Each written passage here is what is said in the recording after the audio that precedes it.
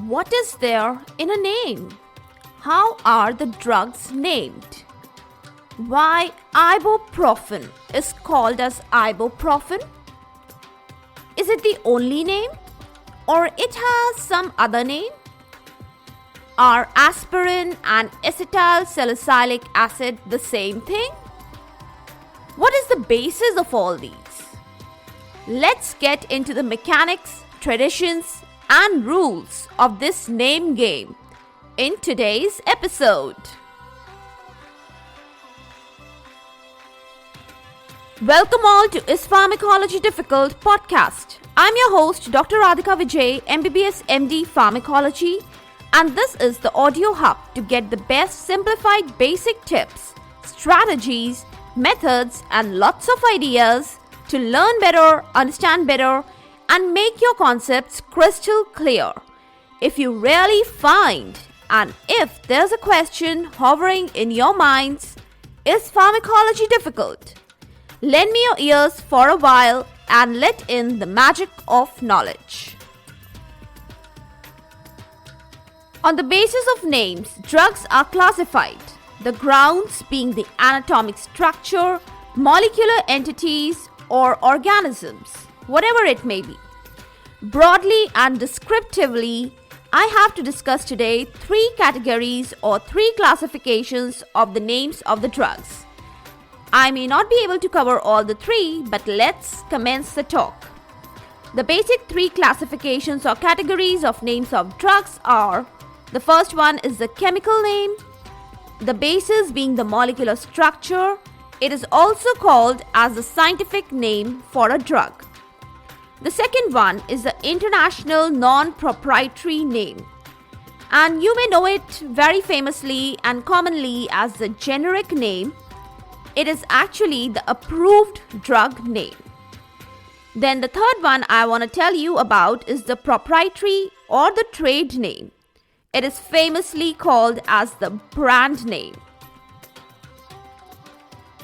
Our today's talk is commencing with the scientific name on the grounds of the molecular structure or the chemical structure. As I've told you, the chemical structure or the molecular structure, it defines the chemical or the scientific name. It defines the arrangement and the placement of different atoms, molecules, and you can imagine that all in the diagram of the drug. So you can imagine how difficult, how complex are these names. They are so long, they are tough to pronounce, and see, you just listen to these examples and everything you'll get to know. Paracetamol is chemically named as acetyl P-aminophenol. What is this complex name? Propranolol is chemically named as 1-isopropylamino 3,1-naphthyloxypropane-2-ol. Did you remember that? Can you revise it? No. If you are asked to prescribe all the drugs with their chemical names, well, I don't challenge your memory or learning potentials, but dear medical students, this is real a tough job. It's cumbersome, it's confusing, and it is bound to be prone to a lot of errors, isn't it? Only a few technically trained people can find the use of such names. And that is also, it will help them only to discover new related compounds. But how is it useful to the medical healthcare workers? I don't get it. And how is it useful to the common layman people? Not at all. No way. Now to ease out a little, some coding was adopted. Yes, some coding was done for some time, like capital SKF 525 was a drug name. Later on, when this drug was approved, it was named as Proprietary. I don't know whether you have heard of this drug or not, but yes, this was approved, okay?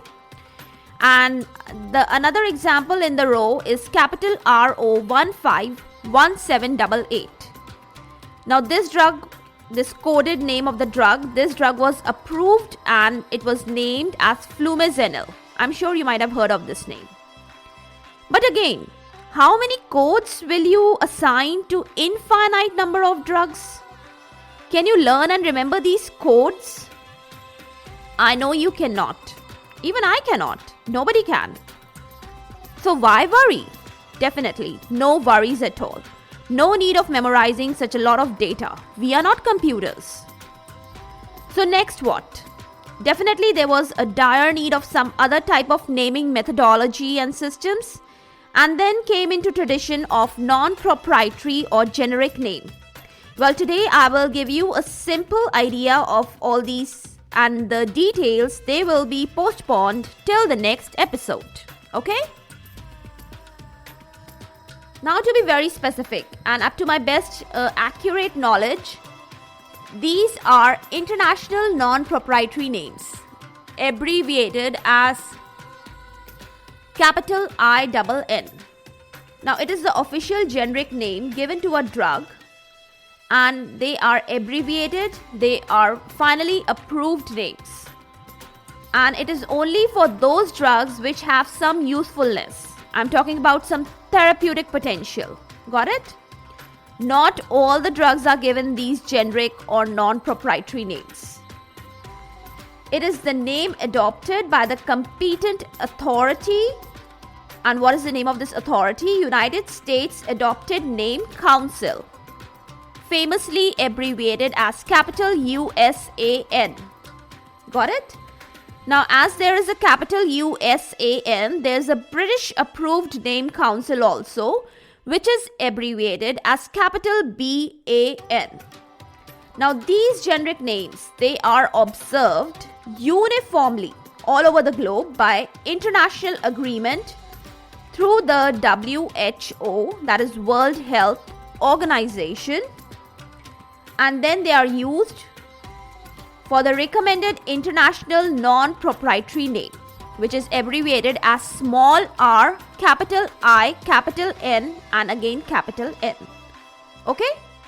So you got all the abbreviations right, and did you get all the names of all the councils and all the uniformly approved things?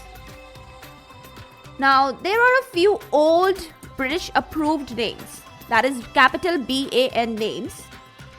Now, about all these things, more details I will withhold till my next episode release. And yes, now I am putting a break to my talk at present.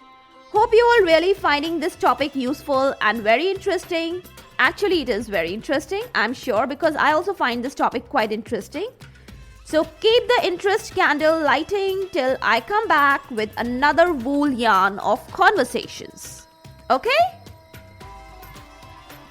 For all the updates and latest episodes of my podcast, please visit www.ispharmacologydifficult.com, where you can also sign up for a free monthly e-newsletter of mine. It actually contains a lot of updates about the medical sciences, drug information, and my podcast updates also. You can follow me on different social media handles like Twitter, Insta, Facebook, and LinkedIn.